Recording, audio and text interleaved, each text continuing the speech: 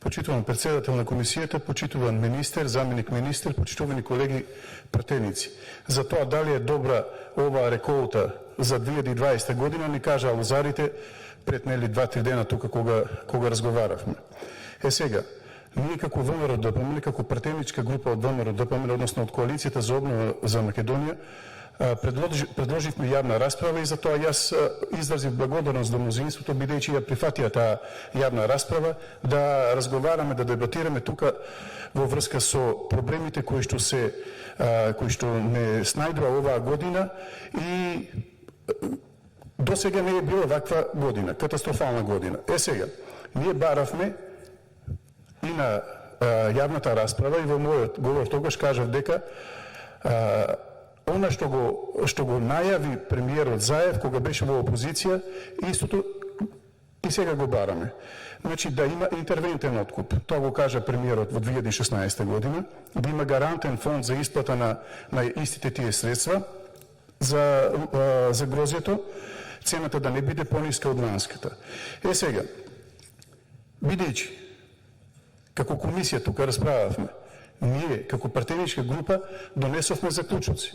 Наред е сега овие заклучоци да се стават на гласање. Или ги прифаќаме или не ги прифаќаме. Не е ништо страшно. Можеме понатаму пак да дебатираме. Ние стоиме за овие заклучоци. Ќе прочитам само неколку, а тоа е дефинирање на висината на откупната цена на најзастапеното винско грозје за производство на вино, тоа е Смедеревката и Вранецот, која треба да биде 20% повисока согласно пресметките за производната цена, изработена од референтна научна институција. Мислам дека тука околу референтната научна институција се служуваме, дали тоа ќе биде земјоделскиот факултет, Институтот за лозарство и така натаму, плюс 20% повисока цена. Бидејќи мораме да согласиме дека беше непогодна оваа година за производството на грозје и за откупот, бараме во рок од 3 работни дена од усвојување на овие заклучоци владата да донесе одлука за прогласување на елементарна непогода во лозаро-преработувачкиот сектор во 2020 година, предизвикана од болеста на гроздовото зрно ботритис. Потоа, да донесе одлука со која ќе ги пренасочи финансиските средства во износ од 4 денари од програмата COVID-4 наменети за винарските визби, пропорционално на сметка на лозаропроизводителите кои го прерара своето производство. Доколку тука треба да има работа земјоделскиот инспекторат, господине Шапорич, доколку се утврди дека откупеното винско грозје наместо за производство на вински алкохолен дестилат е употребено за производство на вино. Да не се доведеме во ситуација за нелојална конкуренција понатаму во производството на вино, нели?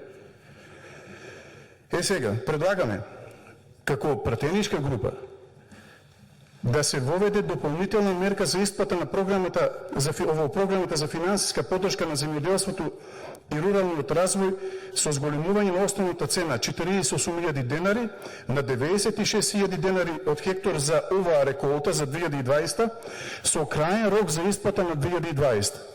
Или по наше кавдаречки кажано, субвенциите кои што се 48.000 денари за хектар да бидат 96.000 и истите тие да се исплатат до крајот на оваа година. Зошто? Затоа што уште на почетокот сите тука констатиравме и се сложивме дека е лоша оваа година и преку оваа интервентна мерка и како влада, и како опозиција и позиција да излеземе во пресрет на лозарите. И овие две мерки, што сега веќе ги прочитам од неколку, мислам дека тука можеме да разговараме и да ги прифатите тие мерки. Зошто? Сакаме, односно бараме да ги ослободи владата од плаќање, односно министерството, од плаќање на закуп за државно земјоделско земјиште на кое имаат подигнато лозови насади индивидуалните земјоделци евидентирани во единствениот регистар на земјоделско стопанство. И да ги ослободи од плаќање на водниот надоме за наводнување на земјоделските површини под лозови насади, индивидуалните земјоделци евидентирани во овој единствен регистар на земјоделско стопанство. Дека ситуацијата е добра, не е добра, а да оставиме, да не коментираме дали од ВМРО ДПМН или СДСМ е добра ситуацијата, најдобро е лозарите да кажат дали е добра ситуацијата или не. Ние, како ВМРО ДПМН, ги доставивме овие заклучоци, пред вас се и предлагам на председателот на комисијата да ги стави тие заклучоци на гласање. Не е ништо страшно и да ги одбиете. Благодарам.